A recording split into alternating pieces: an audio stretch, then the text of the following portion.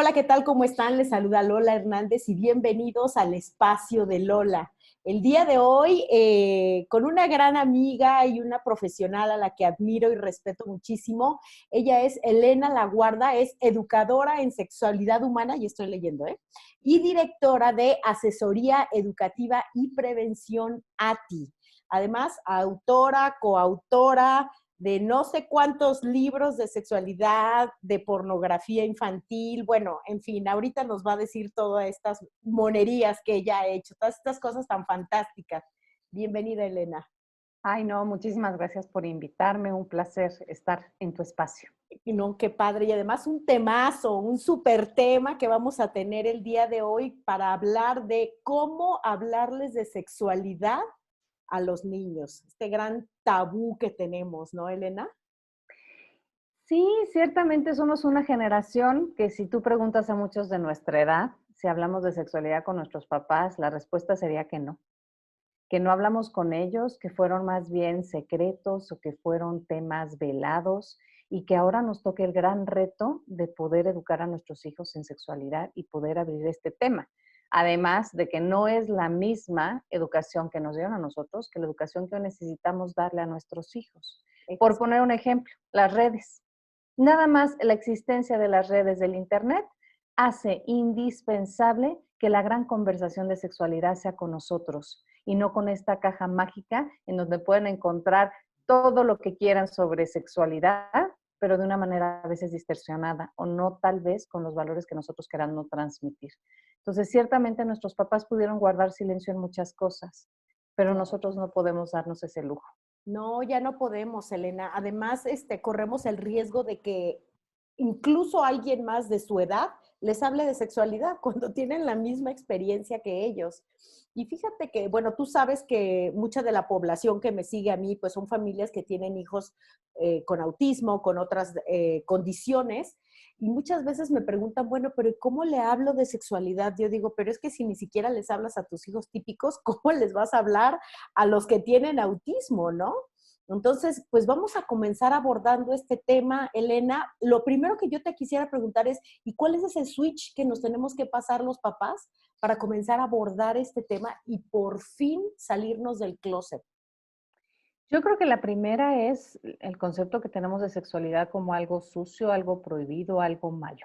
Ese yo creo que sería el primer punto a cuestionarnos y analizar. La sexualidad humana es maravillosa, forma parte de nuestra vida, de nuestras relaciones con otras personas, de cómo nos sentimos como hombres o como mujeres, cómo expresamos el amor, el afecto. Entonces, pensar en la sexualidad como una parte de la vivencia cotidiana. ¿A qué voy? Nunca debería de ser el siéntate, tenemos que hablar, ¿no? Porque parte de una premisa súper incómoda, ¿no? Claro.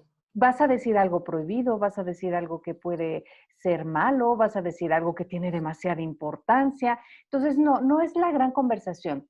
Con esto hago un paréntesis, es decir, no quiere decir que no haya temas que puedan ser importantes para decirle a mi hijo, mi amor, tengo que platicar con esto en un espacio especial y personal contigo. Pongo un ejemplo, cuando mi hija tal vez va a llegar su menstruación, en donde sí requeriré de todo un espacio, enseñarle las toallas y generaré un ambiente acogedor para poderlo hacer en un espacio especial. O, por ejemplo, si mi hijo más grande me pregunta sobre cómo se hacen los bebés y la relación sexual y yo estoy con mi hijo más pequeño y tal vez es una pregunta que yo no quisiera que mi hijo más pequeño pudiera saber, pues decirle, espérame un momento y me encantará platicarlo contigo. Pero no tendría que ser la gran plática de entrada la cuestión de la sexualidad, sino que tendría que ser en los momentos cotidianos, aprovechando lo que la vida misma me ofrece. Pongo un ejemplo. Sí, por Híjole, ¿ya favor. viste esa perrita? ¡Ay, va a tener perritos! ¿Cómo crees que crecían allá adentro? ¿Por dónde crees que vayan a nacer?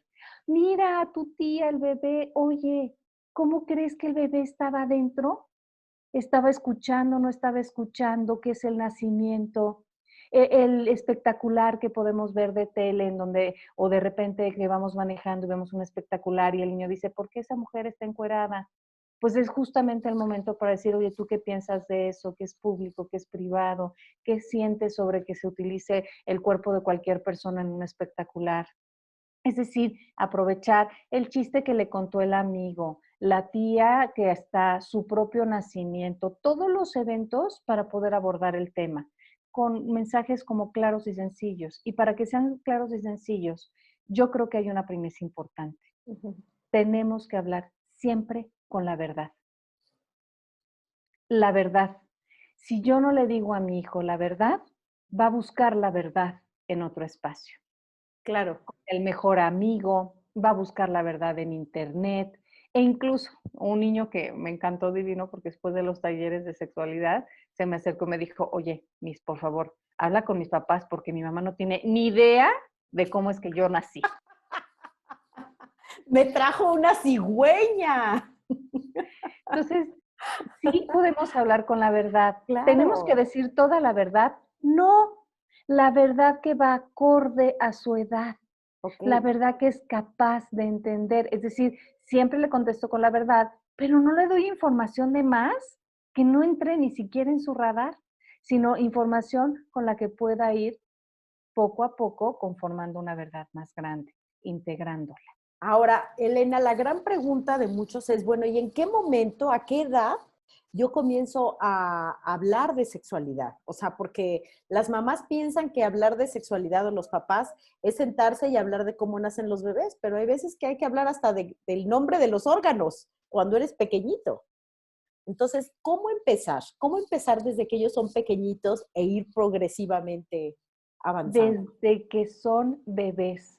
Y al principio uno empieza a hablar desde que son bebés para educarse a uno mismo, para que a uno no le suene raro el tema. Y conforme vayan creciendo, tú también haberte hecho la idea de hablar desde que es bebecito y chiquitito y lo estás bañando en su tina, que tal vez no comprende, pero desde entonces utilizas los nombres de los genitales correctos. Te voy a lavar tu vulva, mi amor. Te voy a lavar tu pene. Estoy haciendo tu prepucio para atrás. El bebé chiquitito, desde ese momento va a sentir las partes de su cuerpo como si le dijeras, te estoy limpiando tu pulgar, Sí, tu claro, el bracito, tu ombligo. manito. Sí, pero me va acostumbrando a mí. Cuando yo te tenía en mi panza fue maravilloso el momento. Va acostumbrándome a mí a hablar de sexualidad. La sexualidad es un tema tan cotidiano como tendría que ser. ¿Cómo te fue en la escuela? ¿Cómo te llevaste con tus compañeros? ¿Qué sientes en tu cuerpo, rico o no, cuando te acaricia? Es decir, es una cuestión cotidiana que se habla desde el inicio, desde el inicio. Hay temas que a los niños les van interesando a ciertas diferentes edades y que no te van a meter en el brete de hablarlas antes. Es decir, no va a ser un niño de 4 años que te esté hablando y preguntándote cómo es una relación sexual, porque No. está lejos de su radar. Eso estará en su radar más o menos entre los 8, 9, 10 años. Pero ciertamente son ellos los que marcan el ritmo y por eso es la segunda premisa importante. Así como hablar con verdad es importante, la segunda es primero preguntar antes de soltar información.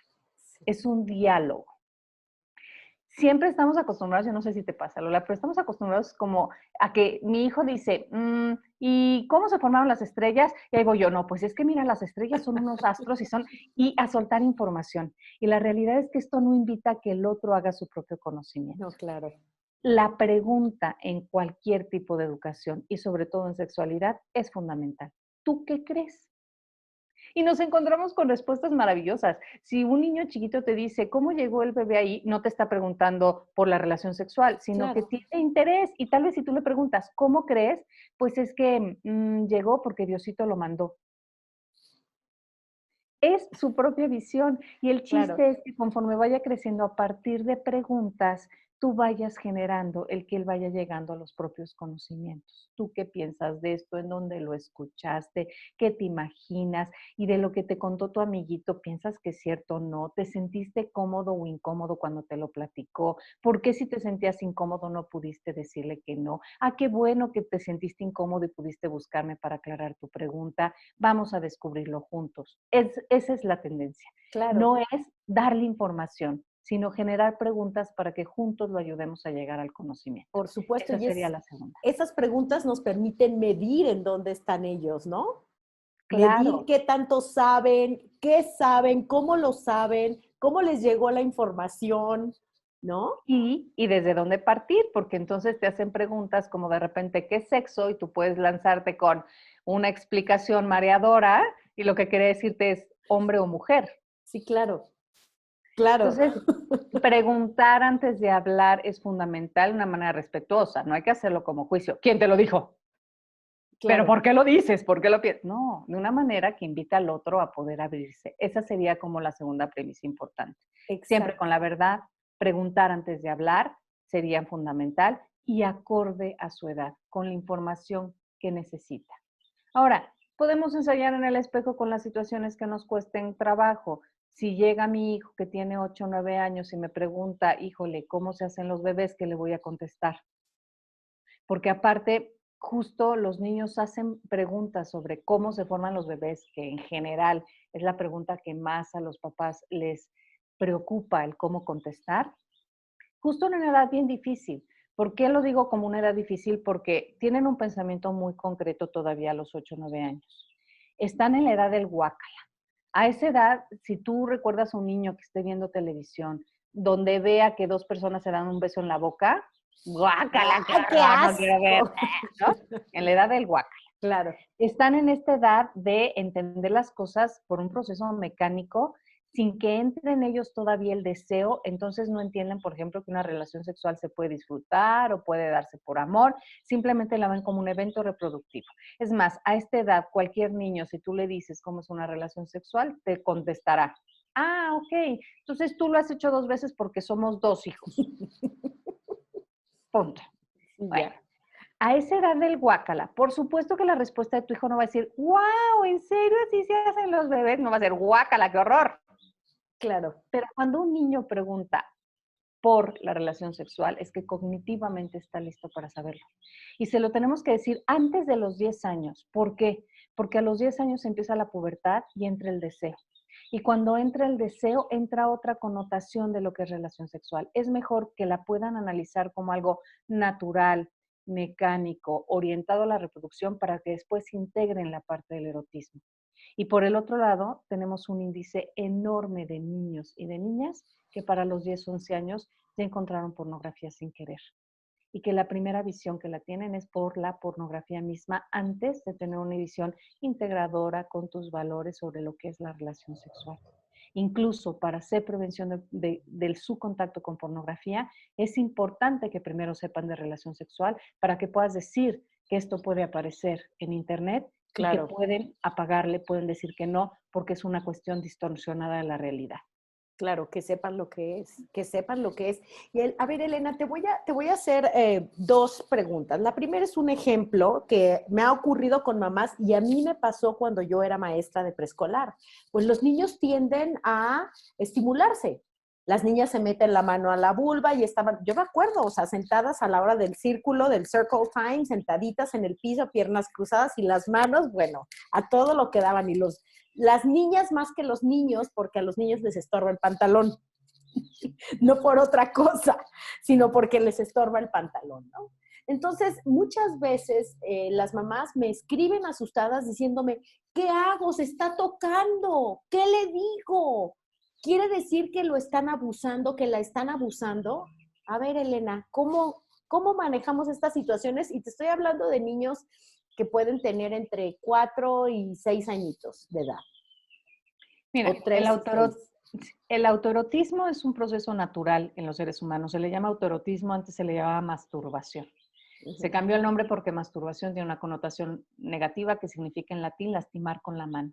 Y se cambia a una connotación positiva que es autoerotismo, la capacidad que tenemos todos de brindarnos placer.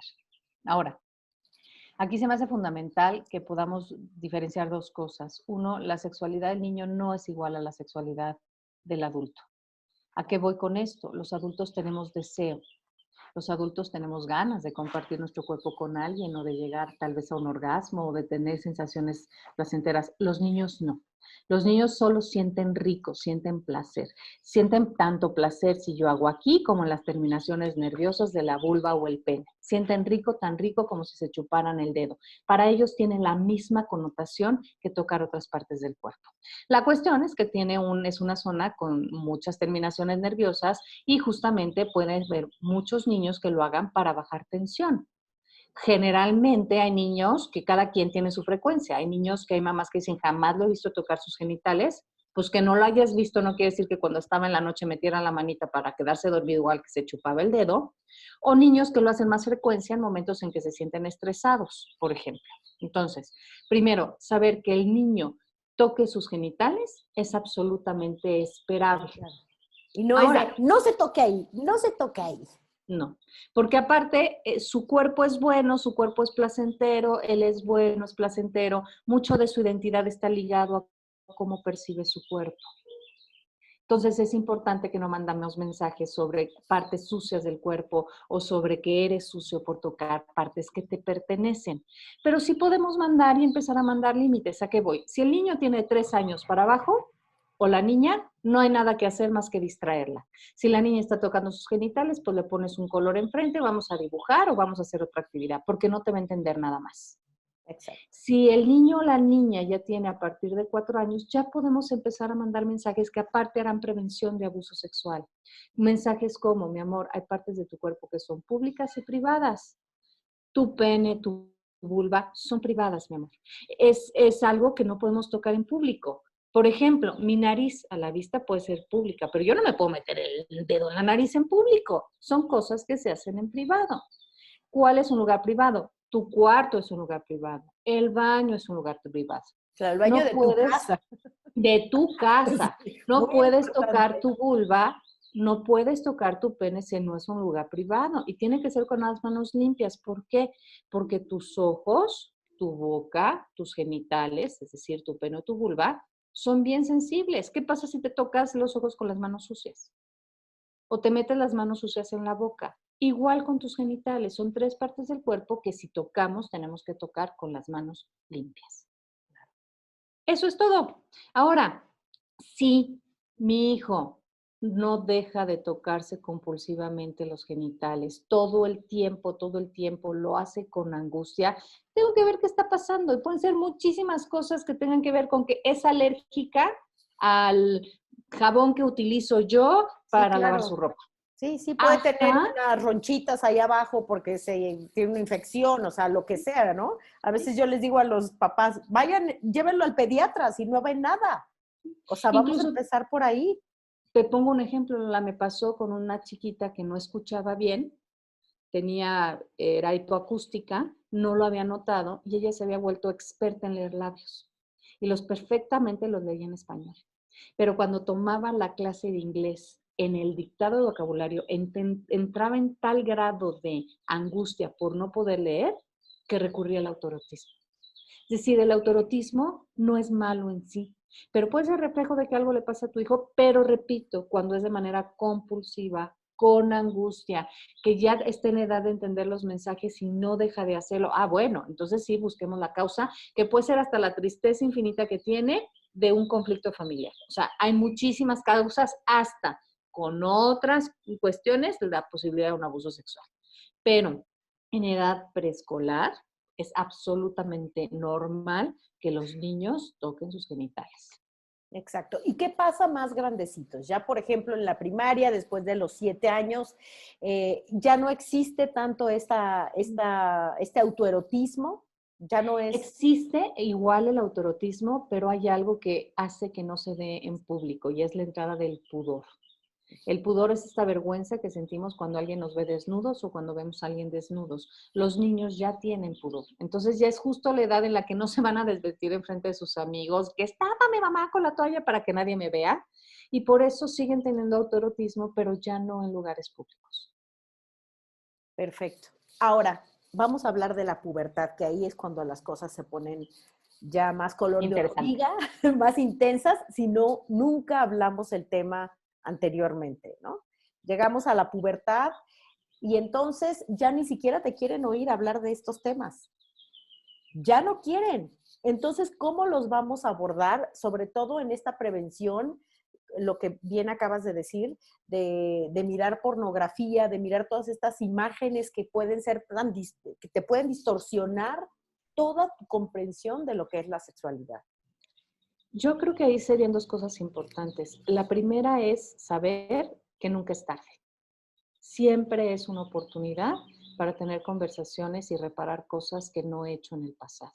Y eso es bien importante, porque a veces la culpa es, no, bueno, ya no lo dije, ya ni que lo digo ahorita, seguro lo sabe todo.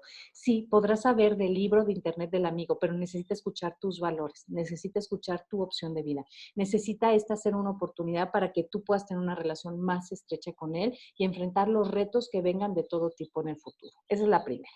Y la segunda, ser honesto. Honesto en el sentido de decir, mi amor, a mí no me hablaban de esto. Estos temas a mí me cuestan trabajo, pero estoy haciendo el intento por comunicarme contigo. Cuando yo me muestro vulnerable con mi adolescente y mi puberto, bajan la guardia. Cuando no me ven como esta autoridad que va a llegar a sermonearme, que flojera, sino le está costando también trabajo a mi papá, él tampoco está cómodo, mi mamá tampoco está cómoda, pero lo tenemos que hablar. Claro. Esa sería la segunda. Y la tercera, ser muy concretos. No tirar los grandes chollos. No, pues es que mira, que para mí es bien importante que tú sepas porque los valores. No. ¿Qué es lo que quieres decir? Mensaje corto. Mi amor, fíjate que acabo de ver una plática en donde me dijeron que es bien importante que yo hable contigo sobre el tema pornografía, porque en el internet hay mucho eso. ¿Sabes lo que es la pornografía? ¿Qué has escuchado de ella? Porque en mis tiempos era diferente. Es decir, la tercera premisa, abrir a conocer a mi adolescente. ¿Qué piensa del tema? No a darle el sermón que yo quiero. Y cuarto, ya mandas el mensaje breve. A mí me encantaría que tú supieras que pues, la pornografía no es la realidad, que la pornografía distorsiona las cosas y que puedes hablar conmigo si se te aparece en la vida. ¡Pin! Ya, no es la gran plática. En otro momento podré mandar otra plática de los novios o de cuidarte o de la relación sexual, pero no es la gran plática, siéntate, tenemos que hablar y bueno, te voy a vomitar todo lo que pienso. Sino Claro. siempre así, aprovechando el programa que vimos, La Rosa de Guadalupe. ¿Qué pensaste de cómo se lleva esta novia con su novio? ¿Qué pensaste del embarazo que tienen? Oye, ¿qué onda con esta situación? ¿Qué pensaste de lo que se encontraron? ¿Qué onda con el sexting? Es aprovechando los pequeños momentos que la vida nos ofrece para el gran tema, preguntarle y entonces sí, para mí sería importante que tú siempre respetaras tu intimidad y tu cuerpo, nunca mandaras una foto así porque pierdes el control de esa foto si se sube a la red. Para mí sí sería importante que tú pudieras hablar conmigo si tienes dudas sobre una infección de transmisión sexual. Para mí, es decir, mandas el mensaje breve, se terminó la conversación y eso deja abierta la puerta para que se acerque a ti y déjala abierta la puerta para que tú puedas acercarte en el futuro sin que sea otra vez ahí de mi Ahí mamá. viene mi mamá a hablar de lo mismo, guácala. Claro, y además muy importante, como dices, Elena, para sentar los valores. Si tienes niñas, bueno, ¿cómo les vas a hablar sobre cómo se van a manejar ellas ante una relación? Y si son niños, ¿cómo se van a manejar ellos? ¿Y cómo se van a relacionar con las niñas? Y esto es bien importante, Lola, porque las cosas es que si tú no las verbalizas antes y las dices, la vida las toma por sorpresa. Exacto. En situaciones de abuso o en la vivencia cotidiana, tomará por sorpresa a tu hijo de que lo invite a algún amigo y le ponga pornografía y no tenga idea de que existe y entonces no puede saber que puede decidir y decir que no y que se llama pornografía. Tomará tu vida entonces en su adolescencia tu hija por sorpresa y llegará el novio que le propondrá la práctica de sexo oral y ella en ese momento ni siquiera se cuestione si tiene riesgo o no tiene riesgo, si la quiere hacer, si no la quiere hacer y cómo cuidarse.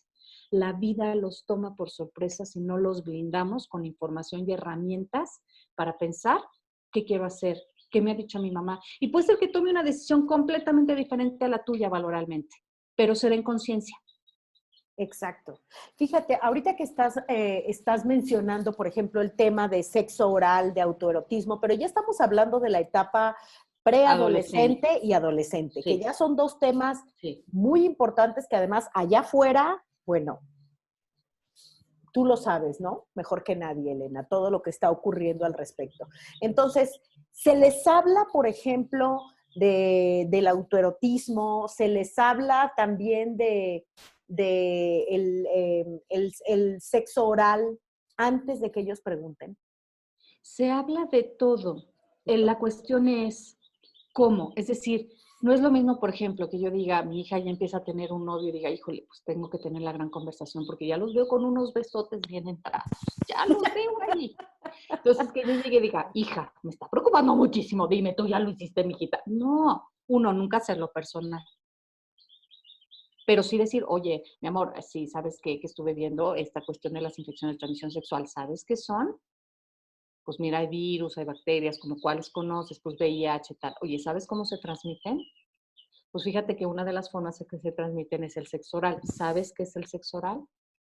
El sexo oral es cuando con la boca se estimulan los genitales.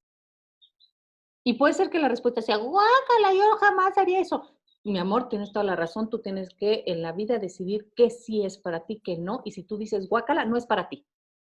Pero una pareja, cuando se quiere compromiso, son más grandes, pueden decidir, bueno, todo el tipo de conductas con las que van a expresar su compromiso. Pero incluso si son niños a los que les cuesta trabajo, dificultad de entender, hay que ser muy categóricos. Claro. Si una persona es adulta y te pide esto de tocar con tu boca sus genitales, no. Es no. A eso no se puede jugar entre un adulto y un adolescente, un adulto y un niño como tú.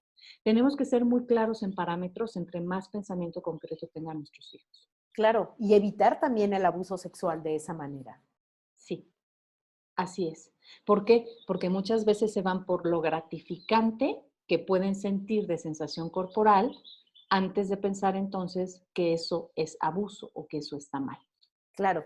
Ahora, Elena, hablarles, por ejemplo, de abuso sexual, porque hay una línea muy fina entre yo te voy a hablar de abuso sexual si es un adulto mayor, una persona mucho mayor que tú, pero ¿qué pasa cuando son pares? Entonces ahí ya no es abuso. ¿Cómo hablarles de este entendimiento de lo que es abuso sexual?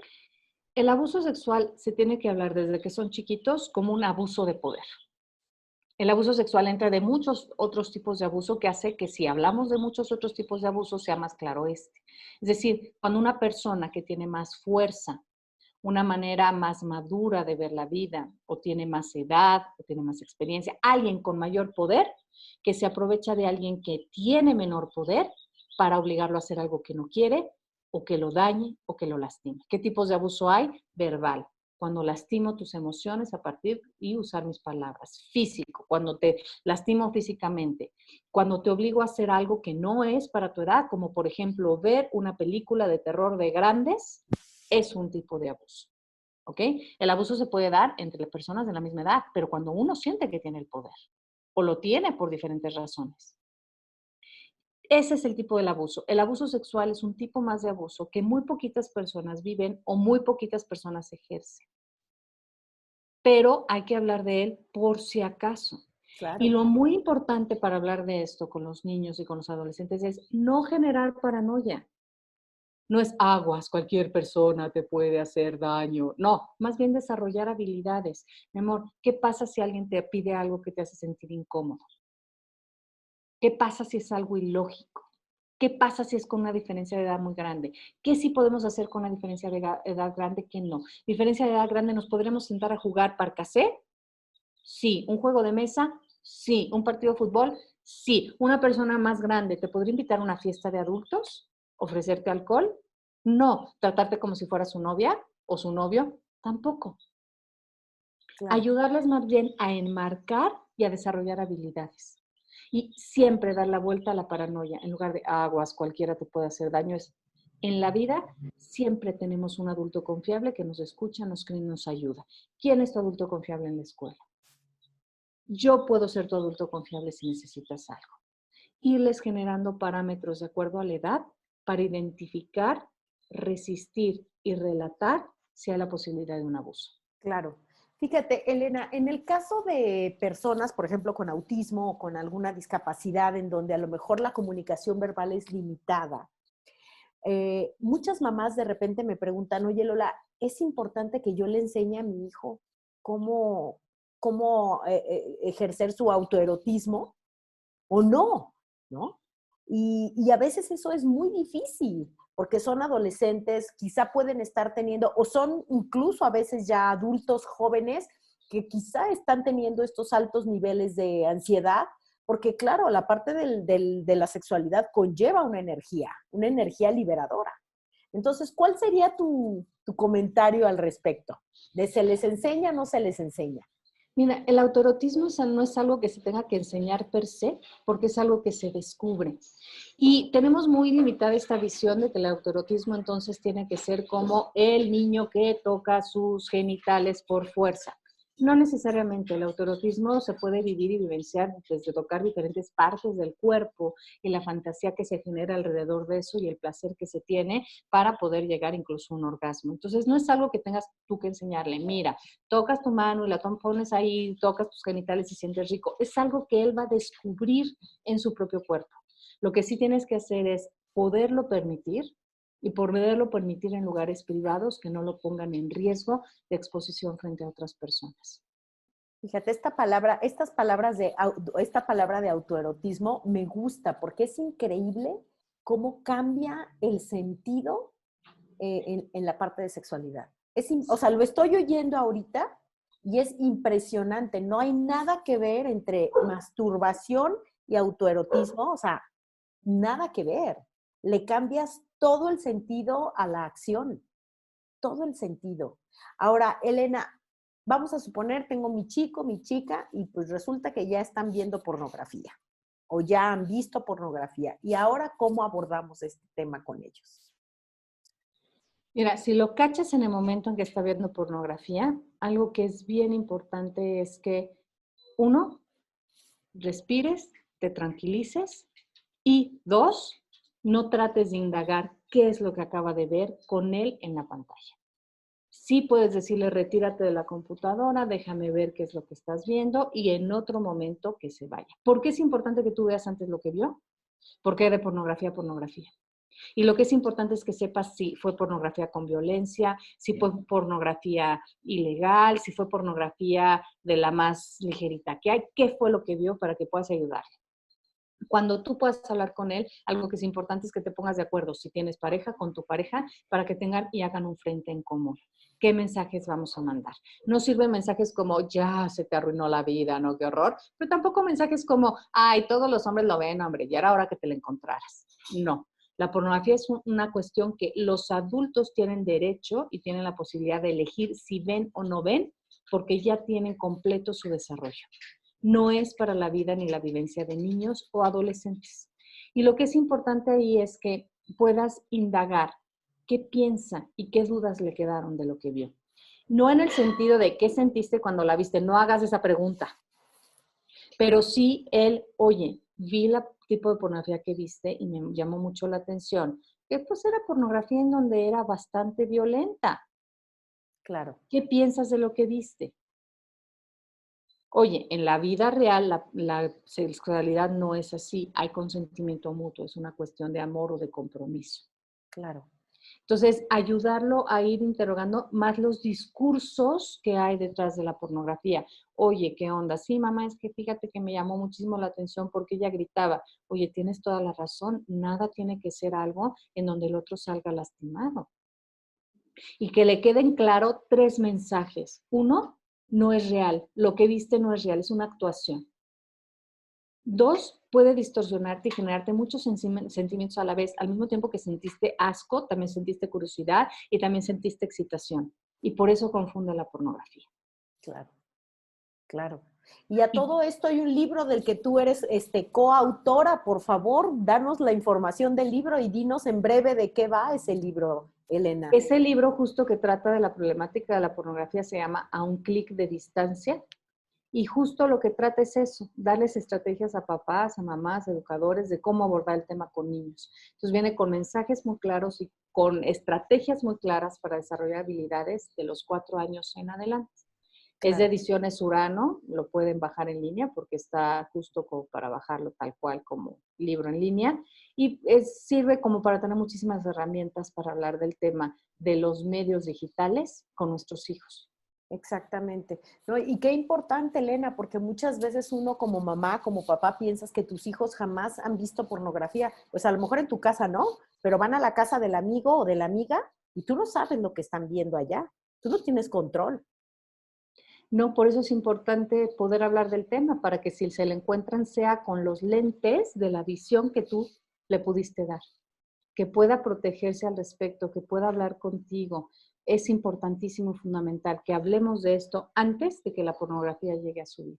Por supuesto. Y ya para ir cerrando, Elena, hay otra cosa que a veces circula, de que a las niñas, las mujeres, las mamás son las que les deben de hablar de sexualidad en la adolescencia y pubertad. Y a los niños, pues los papás. ¿Qué hay de esto? No, la realidad es que sí hay temas, hay pocos temas como la cuestión de la menstruación o que se siente un sueño húmedo, que tal vez será mejor porque pues el hombre tiene una visión que la mujer no puede tener y la mujer una visión que el hombre no puede tener. Pero en realidad incluso estos temas, todos tenemos la capacidad de hablar con nuestros hijos e hijas y es muy enriquecedor escuchar el otro lado de la moneda, escuchar la visión masculino-femenina sobre el mismo tema. Y eso es maravilloso. Entonces, no, claro que no. Todos, mamás y papás, nos corresponde educar en sexualidad, porque tu visión íntima de la sexualidad nunca la va a poder compartir el otro. Por supuesto, por supuesto. Elena, y ya por último, hay otra serie de libros de las que eres autora, que son unos libros hermosos, se los recomiendo, son para niños. Cuéntanos un poquito de esa colección de libros.